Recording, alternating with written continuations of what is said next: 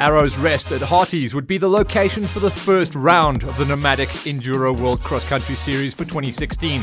And with a huge turnout of 290 riders, it was going to be a competitive start to the season. Riders and pit crews set themselves up, checking timing tags and making sure their documentation was all good to go. We caught up with some riders to talk about the early part of the season. Yeah, I think it's going to be a good weekend. I haven't raced here in Artie for a while. It's going to be nice and sunny, so it's going to be tough out there. Hi, I'm Kenny Gilbert. I'm now racing for Cargo Racing. I'm here to defend my championship from last year, the EWXC. So I'm looking forward to putting in a good season and riding my new bike. Apparently it's really gnarly terrain today, so should be good. I'm racing in the E1 class, which should be a little bit of fun. It was expected to be a very hot and dusty day, which would not make it any easier for the competitors. All the riders huddled under the small bit of shade provided by the Nomadik tents and riders briefing to hear what the race organizer Gary Franks had in store.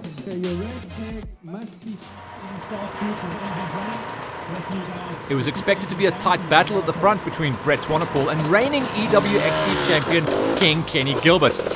But let's not forget about Dwayne Clenhams. He has been the most prolific winner in EWXC racing history with 3 titles to his credit. One of the new riders lining himself up there on some new kit. Sherco in the house, in the hands of Dean Lindsay.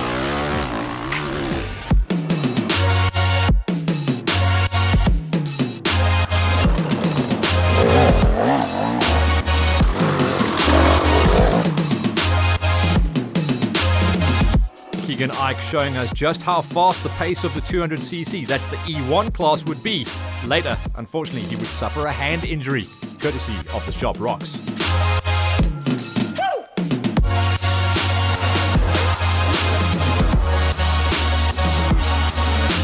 After being the second rider out of the gate, Brett Swanepoel stretched out his lead early on and would show a clean pair of heels to the rest of the field. Kenny G on the now Cargo Racing Husqvarna doing all the chasing, with former champion Clenhams in third. These 3 stretched it out. The Masters were all out and had done the training in the off-season. Wayne Everton took the lead in the Masters class, followed by Otto Holaker and Sean Kirk on the beater. Barn Erasmus put in a good effort, but it was Swanepoel who took the victory in the E1 class. King Kenny went on to take a solid victory in the E2s, his first time out in competition on the Cargo Racing Husqvarna, and the number 1 plate went all the way to the top of his category, but second in the overalls. Wayne Everton, all smiles and pumped to take the first victory in the Masters. For everyone else still out on the trail, it was about survival. Let's take a look at the results in the E1s. It was about Swanepoel, Clenhams and Bester, the top 3, with everyone else doing the big chasing, but strong pace coming out of the 200s. In the E2s, that's the open category, King Kenny taking the big win ahead of Erasmus and Hein Vanny Kirk Jr. stepping up onto the plates. In the Masters, Wayne Everton, the big man out of Brother, winning out over the long legs of Holaker and Kirk on the beater. In the seniors, all about Stevie Carr riding out of Roost KTM once again, just winning ahead of Buerta and Tommy Seether. It was time for the club class to start at 12 o'clock, the height of the day, with the track well worn in and all the loose rocks hopefully pushed out by the pro and senior riders, making things easier for the rest of the categories.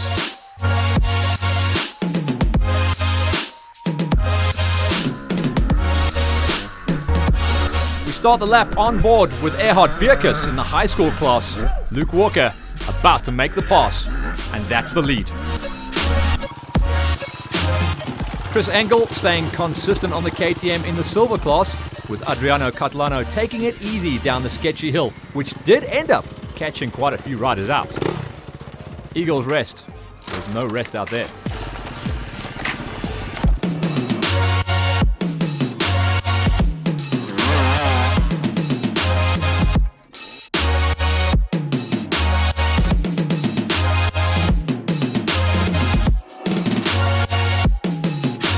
By midday, the temperatures were soaring to a dangerous 38 degrees Celsius, and it was actually decided by the clerk of the course and the officials to end the race early due to the serious risk of riders dehydrating.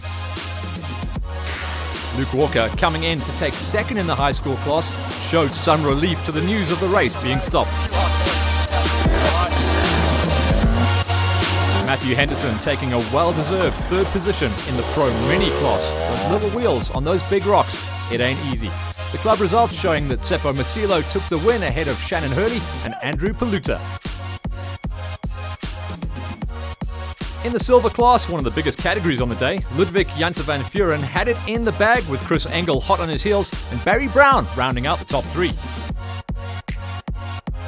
The Pro Minis was made up by Carl Purchase, who took the victory ahead of brothers Joshua and Matty Henderson in second and third on the podium. The high school class saw an out-of-towner take the win, Vian Lahani from the Lowveld ahead of Luke Walker and Tommy Ferreira. The green results showing that on the easier track, Jordan Cowley won out ahead of Steph Lorden and Donovan Labuskachny. And then finally the junior results. Borin Totoy wins out ahead of Johan Lahani and Soren Peterson in third. Our riders received some great trophies thanks to the woodworker Mike, and our overall winners got to take home some incredible prize money once again thanks to Nomadik Tents.